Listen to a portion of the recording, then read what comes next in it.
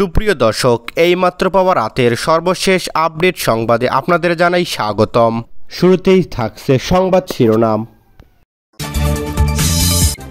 পাথর চুরির অভিযোগে জরিমানা করায় সিলেট থেকে প্রত্যাহার করলেন জেলা প্রশাসক সরওয়ার আলমকে।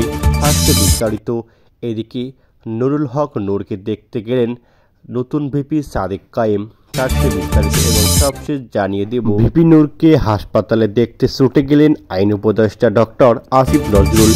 এতক্ষণ শুনছিলেন সংবাদ শিরোনাম, এবার থাকছে বিস্তারিত। সিলেটের জেলা প্রশাসক ডিসি মোহাম্মদ সরওয়ার আলমকে শোকজ করেছে আদালত। আগামী 15 কার্যদিবসের মধ্যে তাকে লিখিত জবাব দেওয়ার নির্দেশ দেন বাংলাদেশ আদালত। আদালত সূত্রে জানা গেছে, দি সিলেট খাজারিবাড় ইন্টারন্যাশনাল স্কুল অ্যান্ড কলেজের SKIS 2 শিক্ষক ও ভাইস প্রিন্সিপালকে বহিষ্কারকে কেন্দ্র করে করা এক রিটের পরিপ্রেক্ষিতে এই শোকজ পাঠানো হয়েছে। এদিকে শোকজ নোটিশটি মোহাম্মদ সরওয়ার আলমের হাতে পৌঁছাতে পারে বলে জানা গিয়েছে। এর আগে দুপুরে সিলেটের সিনিয়র সহকারী জজ আদালত এই শোকজ জারি করেন। তবে শোকজের কোনো আদেশ কপি হাতে পাননি বলে গণমাধ্যমকে জানান সিলেট জেলা প্রশাসক। দি সিলেট খাজাদিবান্সি ইন্টারন্যাশনাল স্কুল অ্যান্ড কলেজের বোর্ড অবসরপ্রাপ্ত ট্রাস্টির চেয়ারম্যান মোহাম্মদ সরওয়ার আলম। রাতে তিনি বলেন, শোকজ করার বিষয়ে শুনেছি, তবে অফিসিয়ালি এখনও কোনো আদেশ কপি পাইনি। শোকজ পাঠানোর বিষয়টি রোববার রাতে জানান ইন্টারন্যাশনাল স্কুল অ্যান্ড কলেজের সিনিয়র শিক্ষিকা আবিদা হকের আইনজীবী এরশাদুল হক। চিঠিতে বলা হয়, Sylhet Khajanchibari international school and কলেজের সিনিয়র শিক্ষক আবিদা হক ও মোহাম্মদ রকনউদ্দিন প্রতিষ্ঠানের যথাযথ কর্তৃপক্ষের কর্তৃক কোনো ধরনের নিয়োগপত্র বা পদোন্নতি ব্যতীত স্বপ্রণোদিবদ্ধভাবে জোরপূর্বক এই প্রতিষ্ঠানের ভাইস প্রিন্সিপাল ইনচার্জ নারী এর দায়িত্ব গ্রহণ করে বিদ্যালয়ের কর্মরত অন্যান্য শিক্ষকদের ভাইস প্রিন্সিপাল হিসেবে তাকে অভিনন্দন জানাতে বাধ্য করেছেন। এছাড়াও প্রতিষ্ঠানের নিজস্ব ওয়েবসাইটে পদবি হালনাগাদকরণ বহুল প্রচারের জন্য সিলেটের স্থানীয় দৈনিক পত্রিকায় প্রেস রিলিজ প্রচার করেছেন বা খাজানসিবাড়ি ইন্টারন্যাশনাল স্কুল অ্যান্ড কলেজের সার্ভিস রুলস এবং রেগুলেশন এর সম্পূর্ণ পরিপন্থী।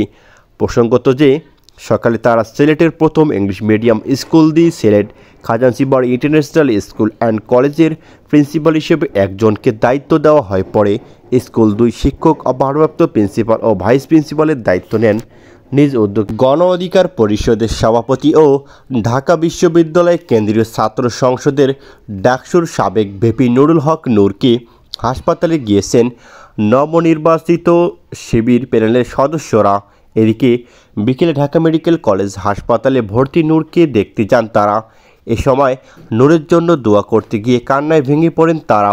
বিষয়টি নিশ্চিত করেছেন গণ অধিকার পরিষদের উচ্চতর পরিষদ সদস্য দপ্তর সমন্বয়ক শাকিল উজ্জামান।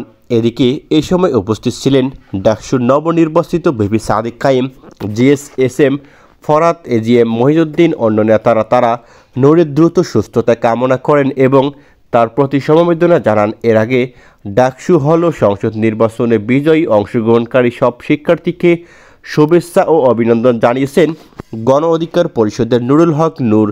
গণমাধ্যমে পাঠানো এক বিবৃতিতে তিনি বলেন, অত্যন্ত ধৈর্য, কৌশল ও দক্ষতার সঙ্গে প্রতিকূল পরিস্থিতি মোকাবেলা করে একটি প্রাণবন্ত ও অংশগ্রহণমূলক নির্বাচন আয়োজন করায় আমি ঢাকা বিশ্ববিদ্যালয় প্রশাসনকে ধন্যবাদ জানাই। এদিকে গত 7 সেপ্টেম্বর সন্ধ্যায় গণ অধিকার পরিষদের সাধারণ সম্পাদক রাশেদ খান নিশ্চিত করেছেন যে ভিপি নুরুল হক নূরকে উন্নত চিকিৎসার জন্য সিঙ্গাপুর নেওয়া হচ্ছে। সব কিছু ঠিক থাকলে আগামী 4-5 দিনের মধ্যেই তাকে সিঙ্গাপুর নেওয়া হবে। গত 29 আগস্ট রাজধানীর বিজয়নগর দলটির কার্যালয়ের সামনে আইনশৃঙ্খলা বাহিনীর মারধর ও লাঠিপিটায় আহত হন গণ অধিকার পরিষদের সভাপতি ও ডাকসুর সাবেক ভিপি নুরুল হক নূর। ওই রাতেই তাকে ঢাকা মেডিকেল কলেজ হাসপাতালে ভর্তি করা হয়। বর্তমানে তিনি কেবিনে ভর্তি রয়েছেন।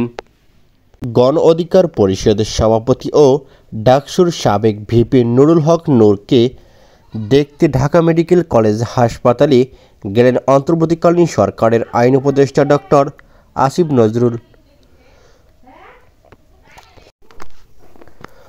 সন্ধ্যায় আইন উপদেষ্টা ঢাকা মেডিকেল কলেজের বাগান গেটে প্রশাসনিক ব্লক দিয়ে প্রবেশ করেন এবং কিছুক্ষণের মধ্যে বের হয়ে যান। এ অবস্থায় নুরুল হক নূরের শারীরিক অবস্থার খোঁজখবর নেন তিনি। বিষয়টি গণমাধ্যমে নিশ্চিত করেছেন গণ অধিকার পরিষদের সাধারণ সম্পাদক রাশেদ খান। তিনি জানান, নূরের চিকিৎসা ও সার্বিক স্বাস্থ্যের খোঁজ নিতে হাসপাতালে যান আইন উপদেষ্টা ডক্টর আসিফ নজরুল।